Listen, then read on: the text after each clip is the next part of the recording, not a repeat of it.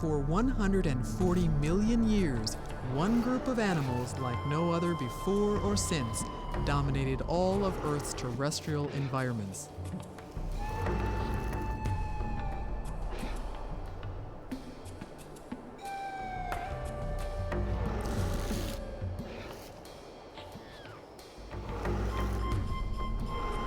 We know them from their bones, fossilized reflections of their once massive bodies. They are the dinosaurs. We feel a deep need to know more about them. Why have dinosaurs so fueled our imagination? Perhaps it's because these seemingly indestructible giants are now extinct. Perhaps it is because the predator clan of dinosaurs speaks to the dark monsters lurking in our subconscious. Or perhaps it's because of their immense, almost unfathomable size.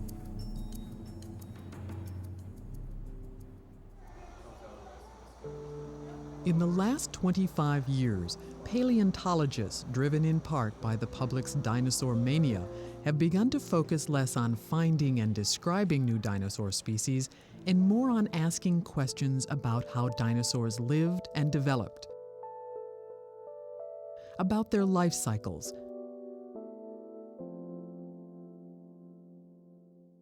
their origins and evolution, everything you'd want to know about the behavior of any living group of animals today. In this program, we are going to see what the newest field of dinosaur study, the investigation of dinosaur reproduction, has to offer. It is the fascinating examination of dinosaur eggs, nests, and babies.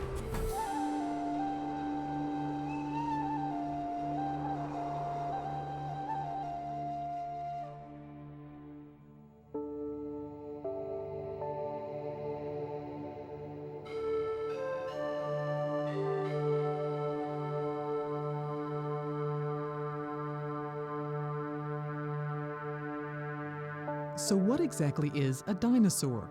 It may sound strange, but the question is not so easily answered. Do the fossils that populate the world's dinosaur exhibits belong to one large natural group, Dinosauria?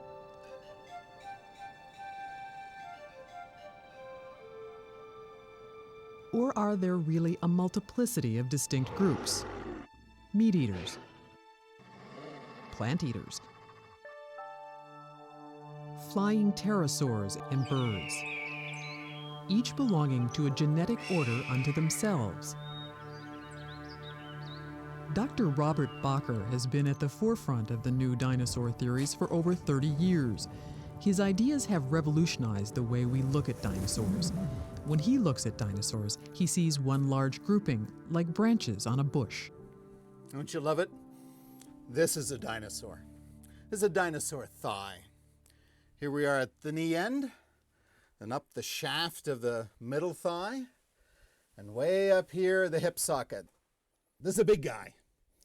This is a barosaur, run maybe 90, 100 feet long, a little head at one end, long, skinny neck, massive torso with elephant-like legs, and an incredibly long, dangerous whip-like tail. The dinosaur family tree has so many species in it, it's more like a blueberry bush.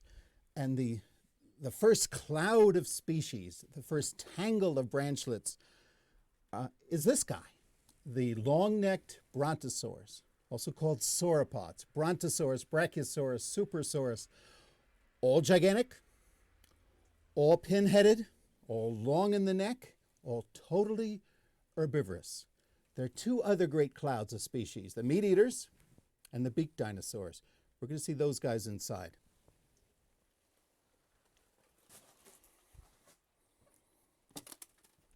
Second big cloud of branches, these guys. Here's Protoceratops. This is a beaked dinosaur, also called a bird-hipped dinosaur. Has the standard big dinosaur eyes and big dinosaur nostrils, but it's got a beak for biting plants. These again are plant eaters. Triceratops is a big cousin. The duck-billed dinosaur is a cousin once removed. Ankylosaurs, those dinosaurian tanks, they're in this group too.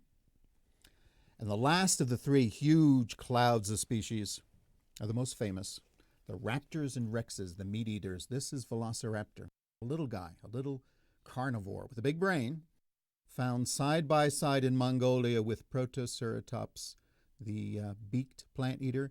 These guys go from heads this big, a really tiny raptor, to heads 5 feet long, the size of T-Rex. These guys are the natural enemies, the carnivore, the natural enemies of the beaked dinosaurs, and the big carnivores, the natural enemies of the gigantic long-necked brontosaurs. And those are the three great clouds of branches in the dinosaur blueberry bush. Although dinosaur bones were undoubtedly found by humans throughout recorded history, dinosaur collecting began in earnest in the American West in the late 1800s.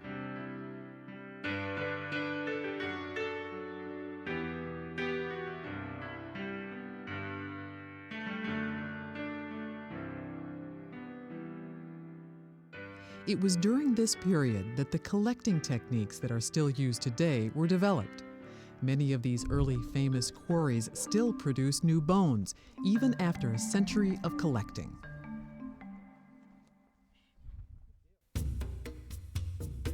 Throughout the 20th century, teams of paleontologists embarked on expeditions that combed the planet looking for new dinosaur discoveries. At the same time as dinosaur bones were being collected, footprints of dinosaurs were recognized as a distinct part of the fossil record. Here was direct evidence of actual dinosaur behavior. Martin Lockley is the world's leading expert on dinosaur trackways. First, it's important to remember that the tracks were made by the living animal when it was living and breathing and moving. So it's kind of like a movie of the activity of the animal, whereas the bones tell you more about the dead animal, how it died, where its skeleton ended up. Particularly, I think with tracks, we can get some kind of idea of what the flesh is like on the foot. If you were to put the foot skeleton in here or stick it in the mud, it wouldn't look the same as the track because it doesn't have flesh on it. The other thing that we can learn from tracks is how fast the animal was going, whether there's like a long step or a short step. So tracks are very useful for estimating the speed. Another thing, sometimes we find more than one dinosaur going in the same direction, so this tells us something about social behavior, whether they were gregarious or whether they were wandering around solitary on their own.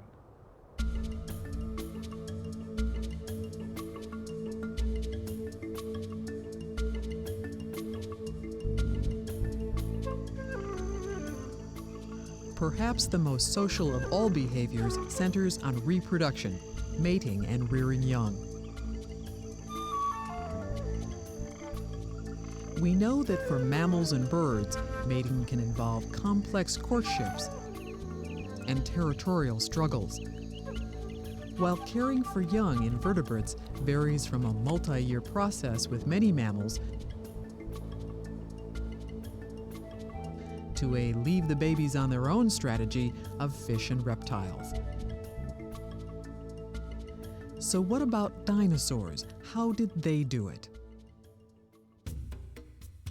The idea that dinosaurs were egg layers reached the public's awareness as the result of the Great American Museum's expedition led by Roy Chapman Andrews to the Gobi Desert in the 1920s. Phil Currie retraced Andrews' expedition in the 90s. It wasn't initially obvious that fossil eggs and dinosaurs went together.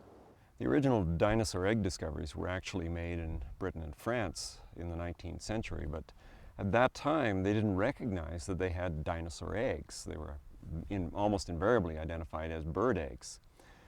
1920s saw the American Museum of Natural History's expeditions into Central Asia, and they found dinosaur eggs.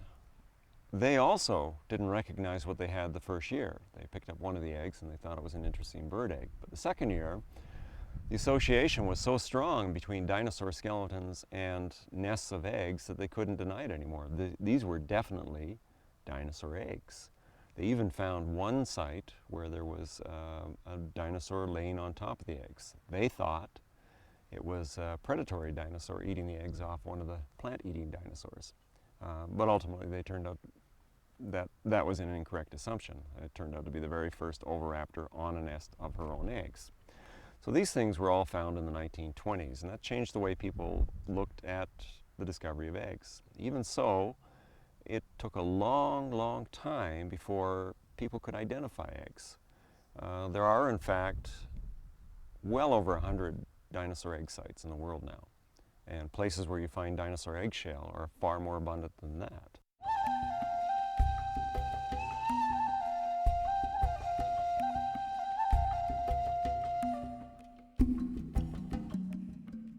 So what is an egg, at least a shelled egg? Shelled eggs appeared when vertebrates moved onto the land. Early reptiles laid the first hard-shelled eggs. Before that, vertebrates such as fish laid their eggs in water without any protective encasing. The first terrestrial vertebrates, such as this early amphibian, had to return to the water to lay its eggs.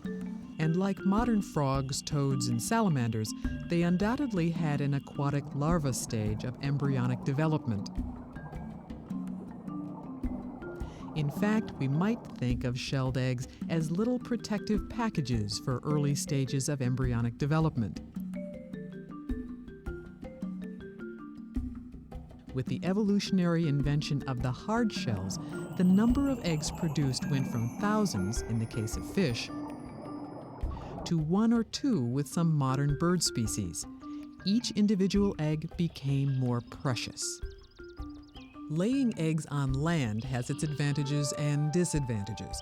One big advantage is eggs can be hidden or protected from predators.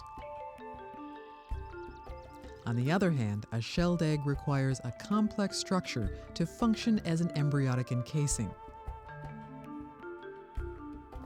Eggs are easily damaged and cannot be allowed to dry out. They need a network of pores to exchange gases with the environment, and of course they need to stay within defined temperature parameters. We know this from studying modern bird eggs. But what about dinosaur eggs? Ken Carpenter has written a book about dinosaur eggs. Dinosaur eggs are rather an interesting structure because remarkably, even though they're very, very old and they often have a dark color, they are in fact not too different from the sausage egg. With the dinosaur egg, we still have a lot of the original eggshell material, calcium. And the ostrich egg, and in fact almost any egg, will have these very, very fine pits all over them. Those are the pores. That's how the developing embryo breathes. And in fact, if we look at dinosaur eggs, we see the very same structure. Other things that we suspect is that on the inside of, say, the sausage egg, there is a lining of membranes that keep the yolk and whatnot from seeping out of the pores. That very same membrane has actually been found in some of the fossilized eggshells from Mongolia, or eggs from Mongolia. So the best we can tell, modern eggs and dinosaur eggs have an awful lot of characters that are the same. So what would it take for an egg to fossilize? This is a spectacularly good dinosaur egg. That's the top. It was buried totally in this nice, pretty red sandstone. That's the bottom. Now, to get fossil eggshell, you need special conditions. Eggshell will literally dissolve in most soils. You bury a clutch of ostrich eggs today in your average soil, and the acid in the water will slowly dissolve away the egg. But not here. What happened was a dinosaur laid an egg, a whole nest of eggs. The nest was covered up with a flood, a layer of mud, and the chemistry of the mud was slightly alkaline. It wasn't acid at all. There was no acid in the soil water to dissolve the egg. And consequently, after many, many layers of sediment, mud, and sand were piled up deep inside the forming rock, the egg stayed perfect. We know that bird eggs differ in size and color, but what about the differences between the many species of dinosaur eggs? Well, currently there are approximately 100 different species of eggs. This is based on different characteristics such as the egg size, the egg shape, the thickness of the eggshell, the structure of the eggshell. Dinosaur eggs are laid in two basic shapes, spherical and elongate. The same is true for bird and reptile eggs. Elongated dinosaur eggs are up to 3 times longer than they are wide. All elongated eggs identified so far are associated with the predatory raptor-type theropod dinosaurs. These elongate eggs can range in length from 18 inches to 1.5 inches.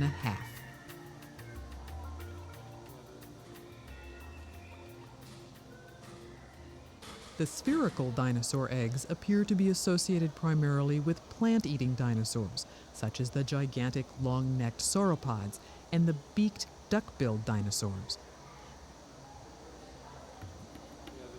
These spherical eggs seem to range from 4 to 8 inches in diameter.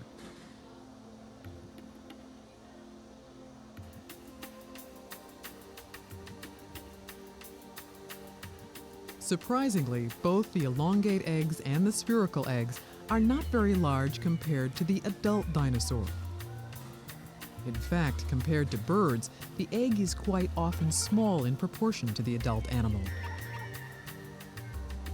The surface structure of each specimen of dinosaur egg is a major diagnostic feature. Here we can see the wide range of textures and patterns present on dinosaur egg surfaces.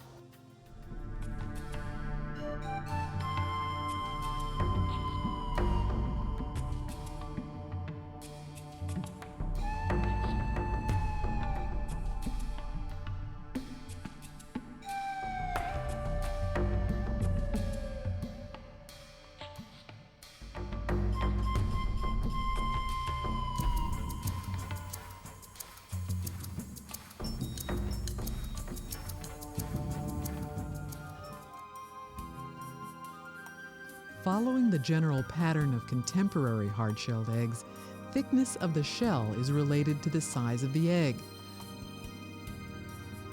The greater the volume of material the shell needs to hold in, the thicker and stronger the eggshell needs to be. The shells are important in another way. Thin sections of eggshells, when viewed under a microscope, are providing defining characteristics for grouping dinosaur eggs. So far, beaked and sauropod dinosaur eggshell structures form one kind of pattern, and the theropods form 2 other kinds of eggshell patterns. Overall, dinosaur egg study has come a long way in a short time.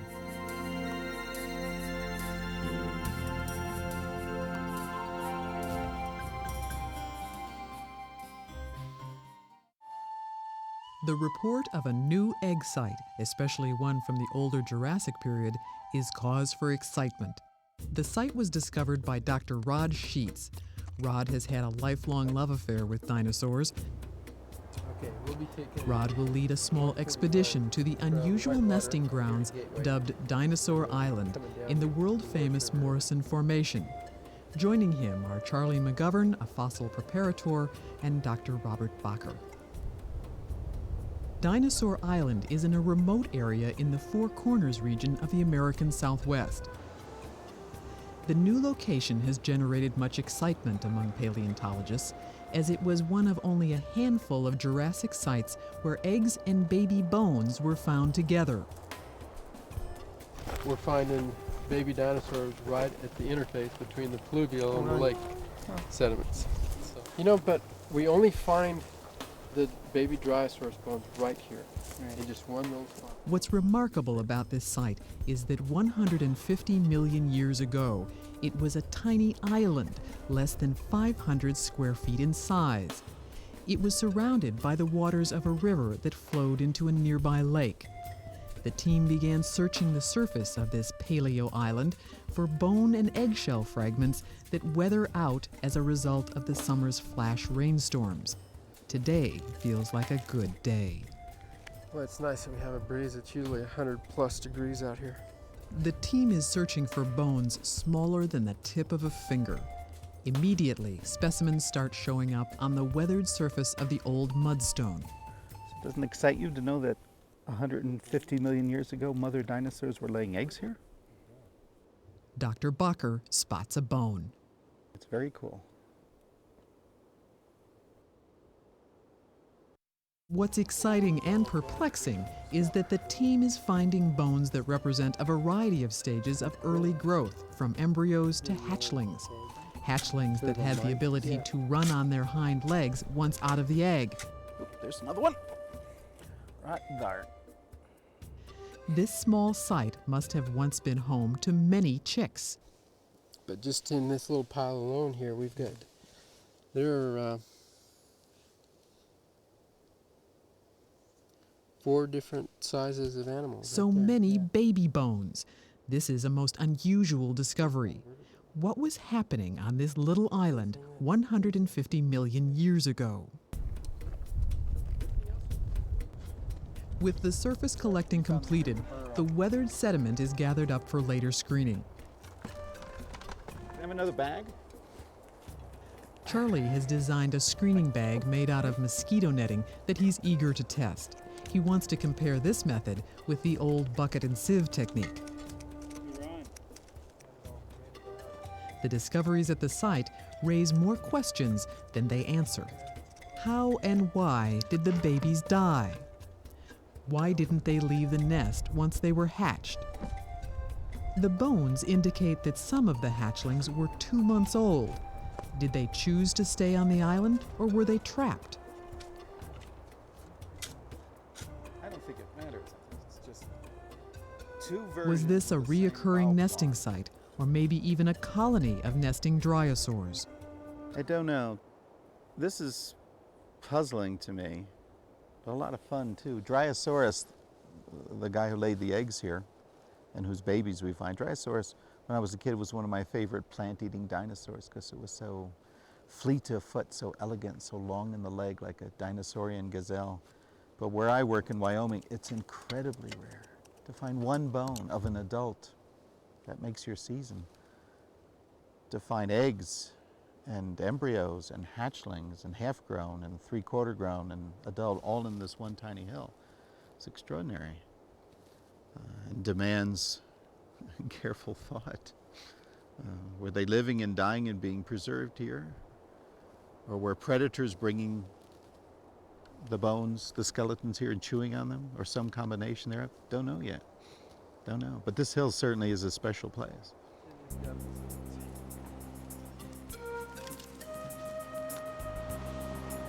The team has moved on to the nearest river 12 miles away from Dinosaur Island. Bags and buckets are carried down to the river where the material will be processed.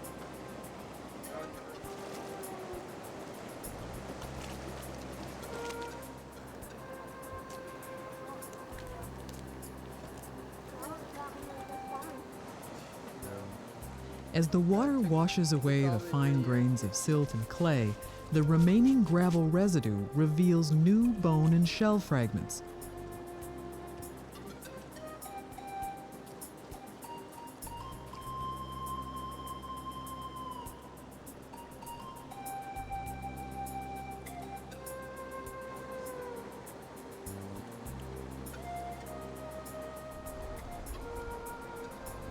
And yes, the compact, lightweight mesh bags did work as well as the bucket and sieve method.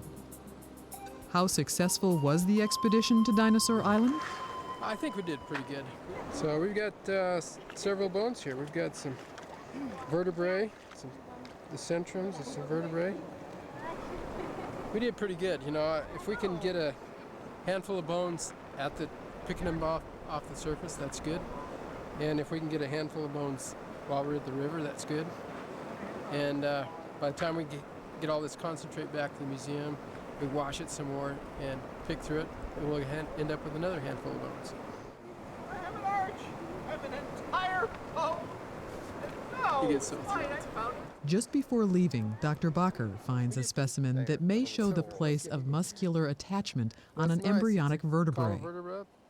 You can see little zags right there. So that whole neural arch is inside that little... You can see where the spinal cord went. Yep. Right there. This is a significant discovery if true. Back in the lab, the rare fossil is prepared, and ultimately what the scientists hoped to see for the first time was revealed. Holding the bones of a baby dinosaur in your hand somehow makes the world of dinosaurs a little more real. So these small bones are a reminder that before dinosaurs became huge, they were babies no bigger than a month-old gosling.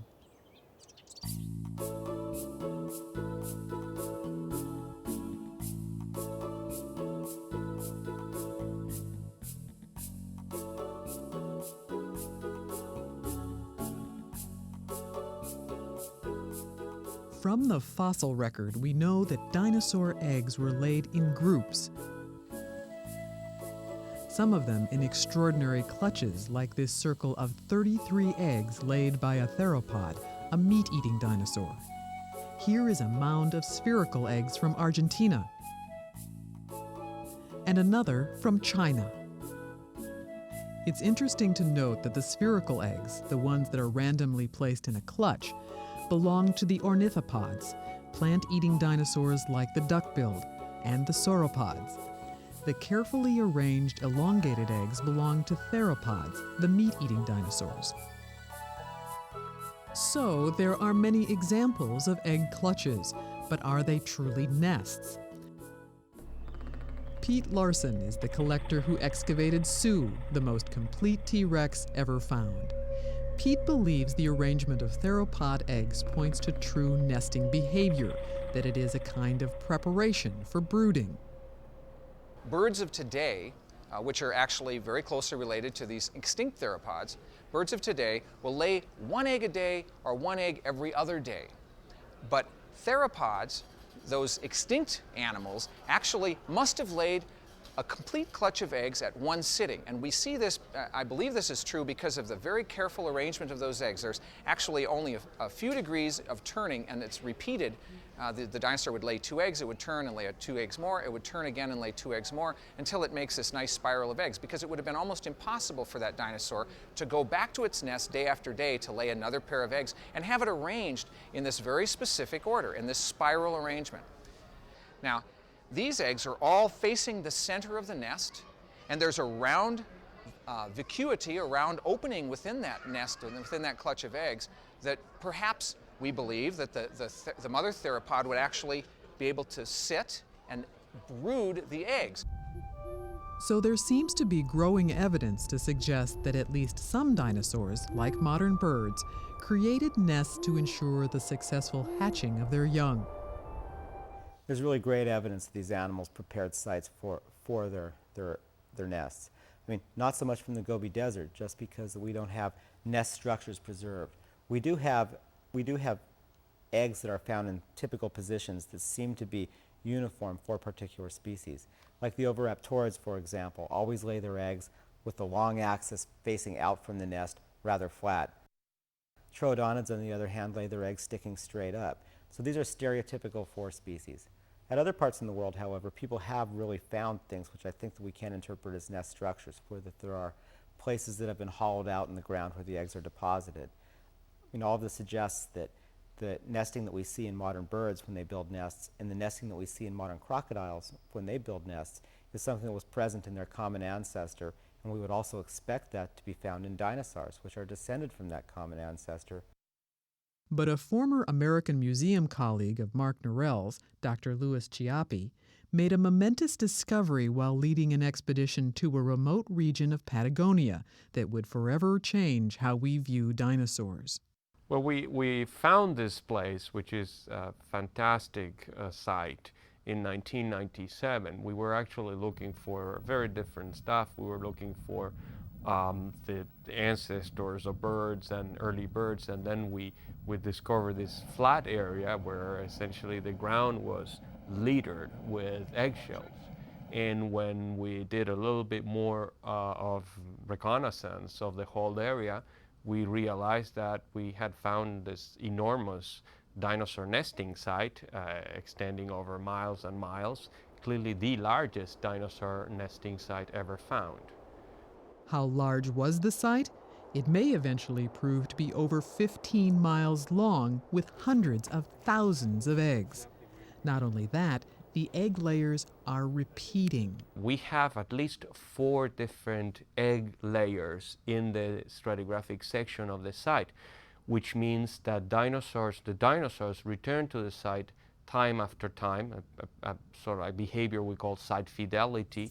Each of these 4 distinct fossil egg deposits represents a nesting season when the eggs were destroyed by a flood event. Here was proof for the first time that dinosaurs, in fact huge sauropod dinosaurs that lived 80 million years ago, called titanosaurs, exhibited nesting behavior like alligators and many birds, returning over and over to the same nesting site.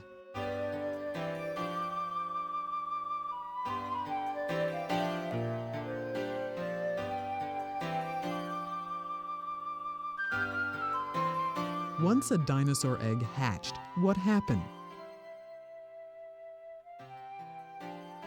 Were the chicks altricial, helpless like many birds are today?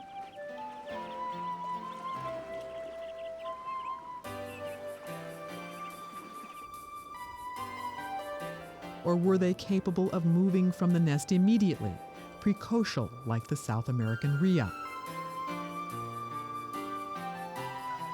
In any case, did a family structure form for the care and protection of the young?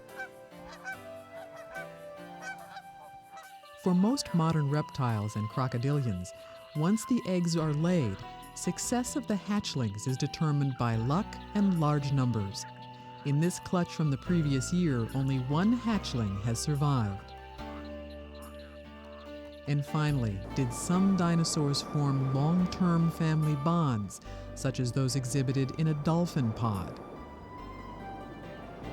A short time ago, it seemed these questions might have to remain unanswered, but some new and exciting fossil discoveries have opened the door to peer into the past. While dinosaur egg finds were becoming common, the hope was to one day find a baby still inside the egg. Such a specimen could answer a lot of questions. At the end of the 1970s, hatchling or embryonic bones still inside the eggs were found in the Badlands of western North America. The first was the Cretaceous Myosaurus, found by Jack Horner in eastern Montana. But soon after, Phil Currie's team found duck-billed embryos in Alberta as well. We went out in the mid-1980s and we found an excellent egg site where we had, in fact, duck-billed dinosaurs still as embryos inside of the eggs.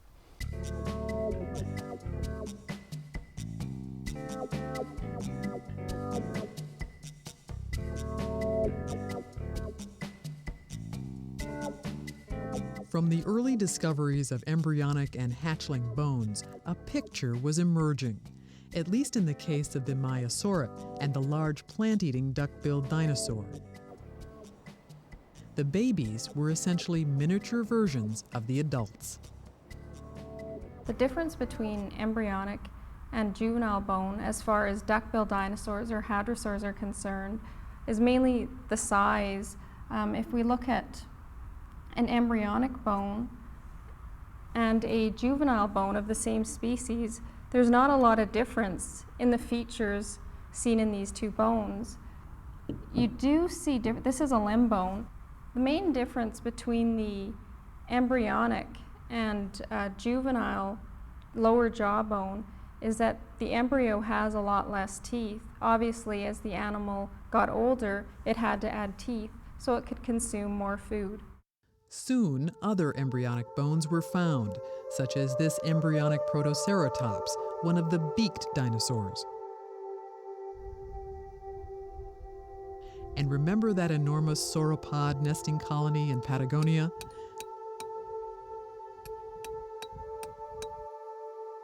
Not only were embryonic bone and skulls found in the eggs, but something unexpected. Among the many firsts that we came up when we found this place and over the years of research we've done there is the discovery of the first embryonic dinosaur skin. This is the only site this is a Patagonia site, the only site in the world where you can go, walk around for a little bit, maybe an hour or so, and come back with a piece of baby dinosaur skin. They're quite abundant. Embryos are quite abundant. It's part of the carnage that happened when the flood flooded the whole area. But and it is, of course, as any scientific first, interesting. For the first time, we can flesh out the babies and learn how they look like. I mean, we know that the skin has a scaly aspect. We can see different patterns of the tubercles or the scales or the knobby texture that essentially line the body of the baby sauropod. For example, some of them form rosettes. Some of the others form flower-like patterns where there are little scales that have the triangular shape of a petal. And then you see long stripes of larger scales that cross a uniform field of smaller scales. Presumably those rows run across the back of the baby. So far, it is difficult to place the skin precisely over the skeletons of the babies, but specimens showing this may be forthcoming. In an interesting way, the quality of bones and skin inside an egg is one step better than the bone and eggshell associations found at Dinosaur Island.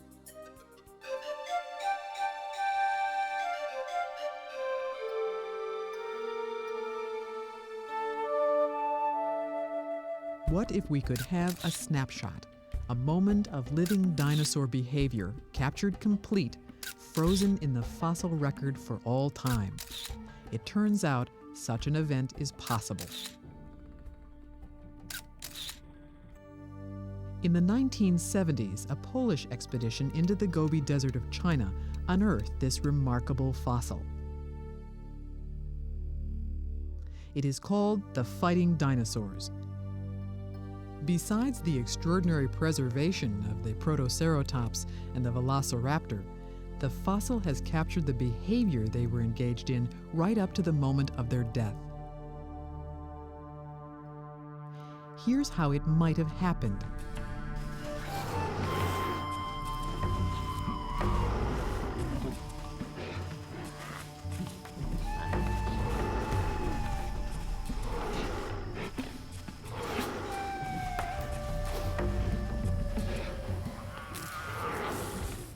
Locked in a life and death struggle, these two creatures were buried alive. Such extraordinary fossils are called life assemblages. Now, fossil records can be divided into two categories. One is called death assemblages, where animals die, they're ripped apart by predators and things like that. Then all their bones are washed into a deposit. On the other hand, there's life assemblages, where animals are buried alive.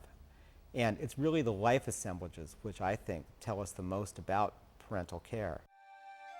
So the search was on to find fossils that would reveal the secrets of dinosaur reproductive and social behavior, and the place to look was the Gobi Desert. Remember, the Gobi Desert in Mongolia was where Roy Chapman Andrews led his groundbreaking expedition in the 1920s. It was the place where dinosaur eggs were first properly identified. But it was also dinosaur heaven for paleontologists because of the abundance of dinosaur remains and their exceptional state of preservation. For decades, paleontologists had wanted to return, but the political unrest in China had made that impossible. Gradually, Chinese restrictions lifted, and Western dinosaur hunters once again set their sights on the Gobi. First came communist bloc paleontologists, and in the 1990s, Americans and Canadians were picking up where Chapman Andrews had left off. The Flaming Cliffs area contains some of the world's richest dinosaur fossil beds.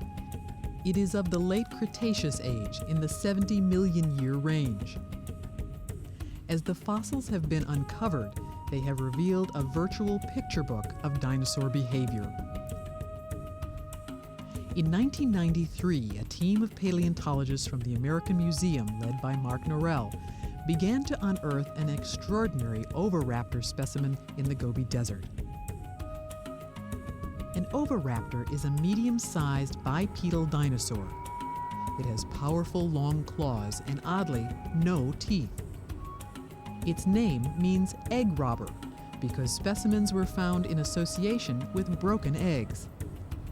The belief was that it had stolen and eaten the eggs.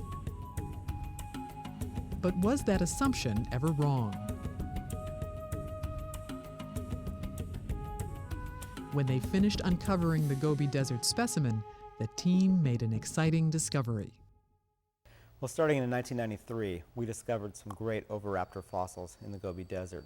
Now, these are great because they're actually snapshots of time. It's an animal sitting on top of its nest, brooding its eggs, just like a modern bird would. Some people have questioned our interpretation of it, saying that, in fact, this animal either died in this position, haphazardly associated with the nest, or it was in the act of laying eggs. But I think we can really disqualify that on a number of grounds. One of the major ones is we found other individuals now. We've found two more at the same locality in the Gobi Desert. There's one that was found at Bayanmandahu in China. All of these animals have the same stereotypical position of sitting in the middle of the nest with their arms wrapped back around the perimeter of the nest. So just because we always find them in the same position really indicates to me, in fact, that they are brooding their eggs in the same way that modern birds do today. An oviraptor probably looked very much like this crane as it sat on its nest.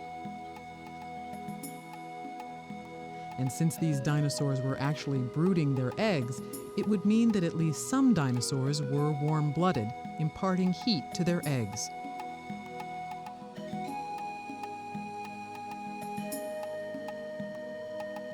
Now, if we could only get a snapshot of a dinosaur chick freshly hatched from an egg, we might be able to tell how much parental care was required for these infant creatures.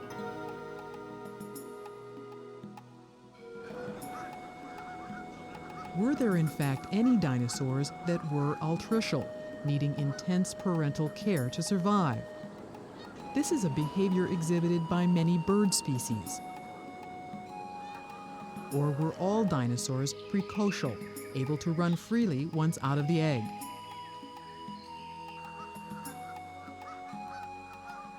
Without knowing dinosaur growth rates, it would be hard to say if any dinosaurs were altricial.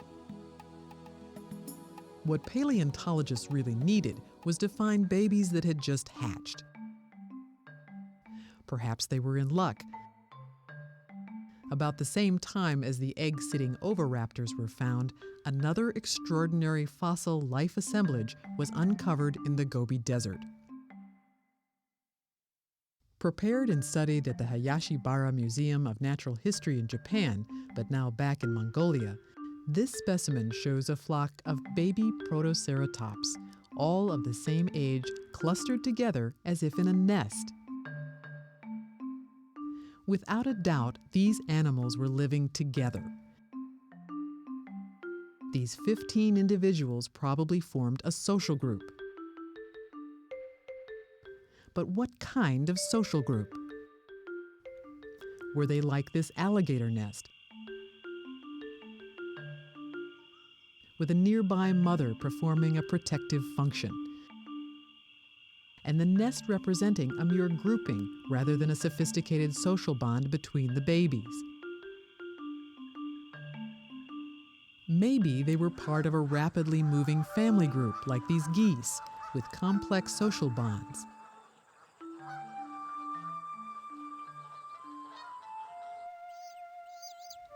or were they confined to a nest requiring true parental care?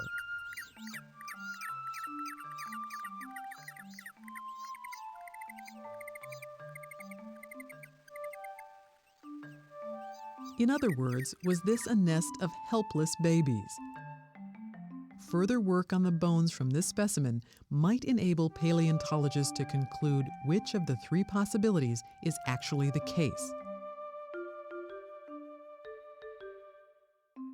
To find out if any dinosaurs actually performed complex caring for their young, we would need to find an adult caught in the act of feeding its baby, or find a chick that had just hatched from an egg whose bone structure showed that it was incapable of moving around. Besides marking the return of paleontologists to the Gobi, the 90s was also the decade of dinosaur egg discoveries. Thousands of dinosaur eggs poured out of China into museums and private collections. One such specimen arrived in the United States from Hunan, China in 1993. Often, these specimens needed elaborate preparation to reveal the eggs and nests hidden in their matrix. As preparator, Charlie McGovern began the tedious process of removing the rock covering the nest. To his surprise, he found dinosaur bones. In fact, baby dinosaur bones. In time, Charlie uncovered a complete skeleton of a hatchling dinosaur and dubbed it Baby Louie. Could this be the baby dinosaur scientists had been looking for?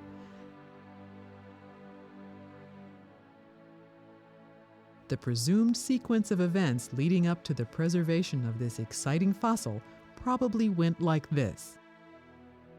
The eggs were laid in the typical circular shape of most raptor dinosaurs. The mother or father incubated the eggs up to the time of hatching.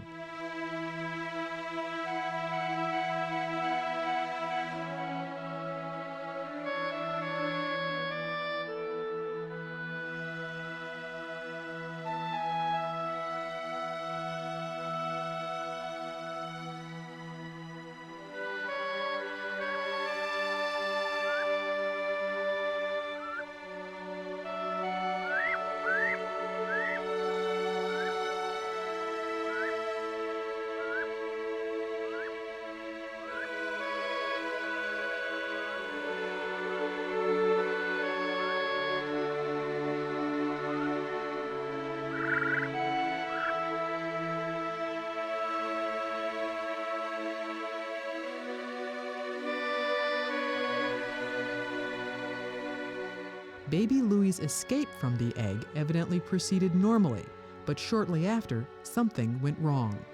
Just a few inches from the egg, baby Louie died and almost instantaneously was covered with sediment.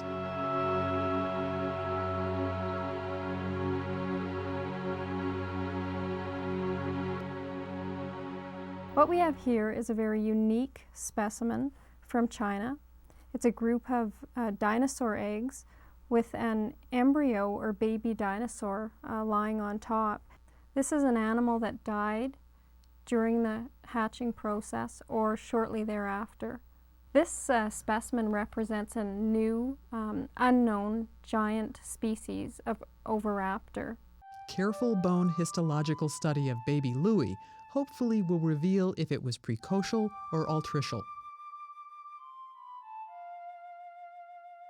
The evidence to date points to it being more altricial than most dinosaur babies found so far, perhaps crane-like.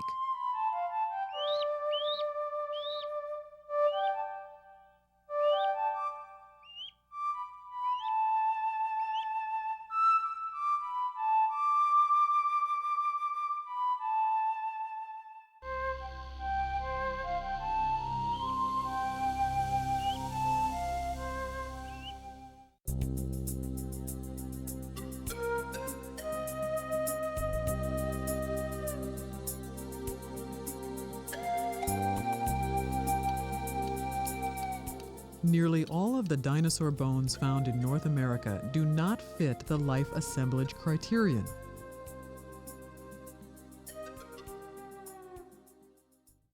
This is called Jurassic hernia paleontology.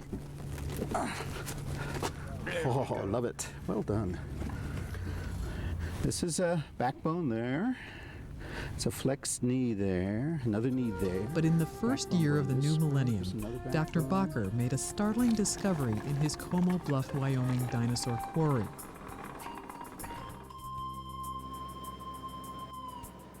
He found a specimen that may indeed qualify as a life assemblage. Bob Bakker. Hi, I'm Shelley. Nice to meet you. In fact, he thinks it might be a nest in the form of a burrow. Rather than excavate the individual skeletons in the field, he dug out and brought the whole burrow back in a plaster of Paris jacket to be CAT scanned at the Avista Hospital in Colorado. The hospital staff was excited by the prospect of having a 141-million-year-old group of patients. The dinosaurs inside the small burrow were a small plant-eating species called drinker, about the size of a large house cat. They would have been on the low end of the food chain, a tasty meal like ground squirrels or prairie dogs today for almost all the larger meat-eating dinosaurs of their time. So they probably used burrowing for hiding and protection. The CAT scan worked. One by one, individuals were revealed. The little drinkers appeared to be compressed together, almost one on top of the other. We've already discovered 3 individuals I didn't know whether were there. That was in between the top layer and the bottom layer. The picture that was emerging was a surprise. That's the 4th dinosaur we've seen, going through it like that. Yeah, and we probably have only gone through a third of it. Mineralized, that means this was precocious. When the guys hatched out, Not only were they finding babies, but adults and juveniles as well. But this knee belongs to somebody else. That's too small to go with this tail. This is an adult tail, and this is about a half-grown Inside the knee. burrow was an entire large family group. Much like a prairie dog colony today, with young and old living together. That's 150 images. At the end of the day, 12 individuals of varying sizes were revealed, all lined up facing west, in a curiously calm posture, almost as if they died in their sleep without a struggle. More, rotate me. Whoa, now you're seeing the side view of the vertebral bodies and the tail. Yeah. The alignment. Yep. So this is indeed a life assemblage. Perhaps they died from a disease, as today often sweeps through prairie dog colonies. But was this life assemblage a nest? Probably not, since no eggshell was found. Unless, of course, the drinkers gave birth to live young, a phenomenon currently present in some snakes, but not birds. With just these 4 spectacular snapshots in time, paleontologists have garnered more accurate information about dinosaur reproduction than in the past 150 years of collecting and study combined.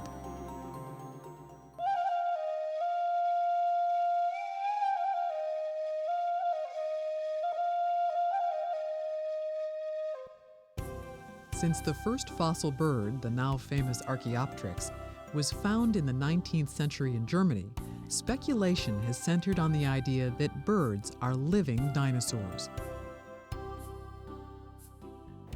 So what do the eggs of dinosaurs tell us about their relationship to birds? When you look at dinosaur eggs, you see there's a tremendous variety, not only in the shapes of the eggs and the textures of the eggs, but also the histology, the microscopic structure of the eggshell itself is quite different in different groups of dinosaurs.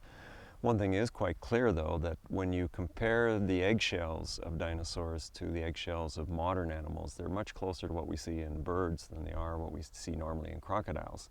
And especially the eggs of the meat-eating dinosaurs, which in many ways are almost indistinguishable from bird eggs.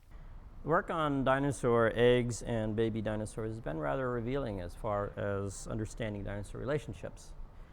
For example, if we take this ostrich egg and we look at it, cut a section of it, make it so thin that we can see through it with a microscope, we will see that the structure of the eggshell is in fact very, very similar to the eggs of many dinosaurs. Now that's rather interesting, because if we then also do the same thing with a crocodile egg, the egg structure is very, very, very different.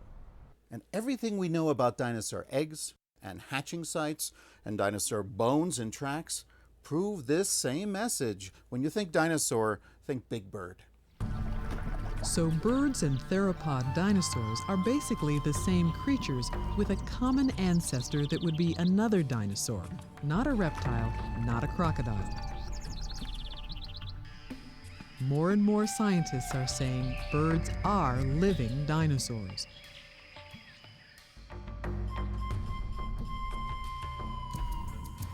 What remains is to discover more dinosaur nests, more dinosaur babies, and more dinosaur life assemblages. Just when we feel we understand them, dinosaurs reveal another clue. And another from their cryptic legacy.